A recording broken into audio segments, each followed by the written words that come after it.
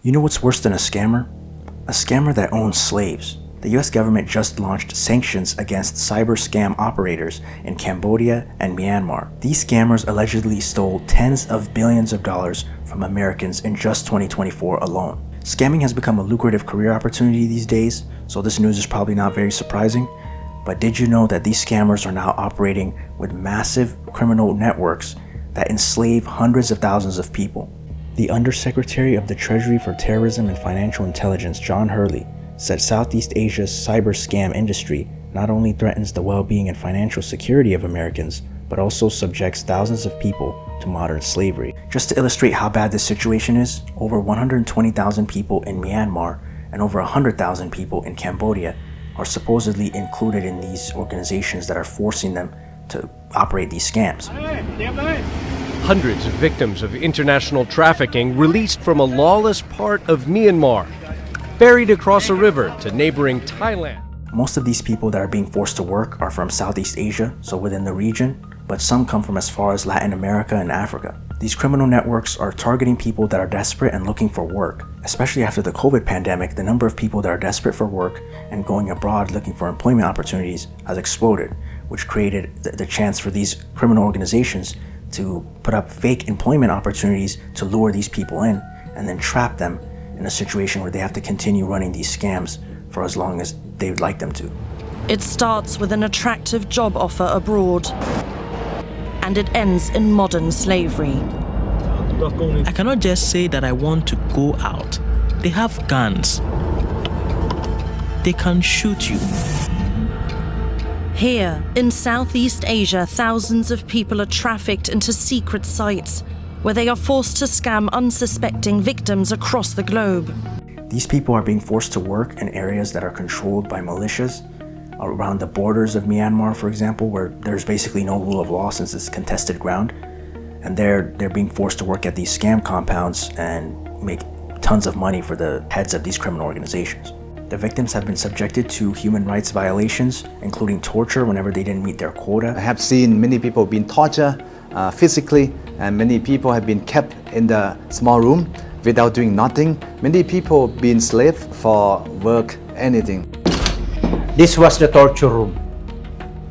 As you can see, there's handcuffs. There's still some dry blood all over the walls. Right? They had tasers and they had fake guns. So why would anyone do this to their fellow man? Well, just like almost everything else that's terrible in life, the motivation for this is money.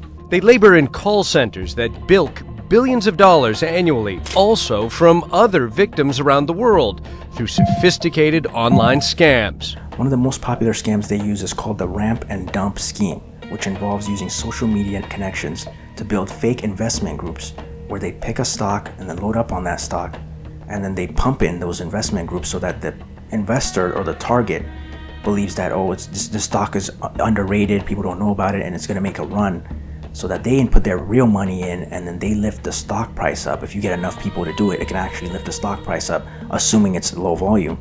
Then once the stock price is inflated, they dump their shares and send the stock price crashing down. So the person who was investing, that person is basically losing all of their money while they profit a decent amount. The FBI recently issued a warning about these ramp and dump schemes in July of this year. So the people that are being forced into working on these scams are basically the ones sending the messages and basically just cold calling these people through social media and trying to trick them into joining these investment groups. And that's just one of the examples of the scams that they run. They have different scams where they pretend to be in a relationship with the person they're scamming.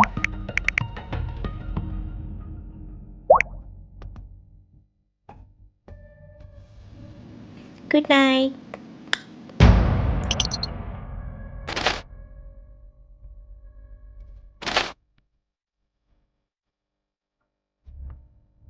They told me I have work in Thailand, high salary. But in Thailand, they take my passport. I knew I am trapped. They smuggled me over the border to Myanmar in a van, then through a building window, then a boat. They gave me materials about love scams. In their script, I live in Brooklyn. I have 3 properties. I have my own business. The story can change, but I'm always rich. Or they pretend to have other investment opportunities like a fake oil company in Dubai, just anything they can do to trick people into sending funds over. According to the UN, the quota for these forced workers can be as high as 100,000 US dollars. A lot of these scams also involve these criminal organizations getting people into debt, so that then they're indebted to them, at which point they feel like they own them and they will force them to do this labor, which involves running these scams. There's even a story provided by the UN where a woman sold out her half-sister to become one of these forced workers in order to pay off her debts. So essentially she just sold her family member off to become a modern slave. These criminal networks will likely continue their scheme unimpeded just because of the region that they're operating in. It's a contested area where it's basically an active war zone. So there's no rule of law and no government that can, enforce the rule of law in that area currently. So this will probably keep going for the foreseeable future. In the 15 months since I was last here, I can see several new buildings that have been constructed in that office park just across the border in Myanmar. It is a well-known destination for victims of international trafficking who've described having to work in there in slave-like conditions, and it's been growing. I don't think the scams will stop.